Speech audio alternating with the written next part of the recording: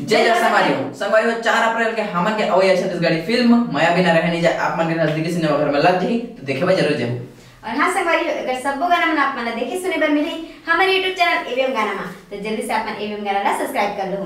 धन्यवाद।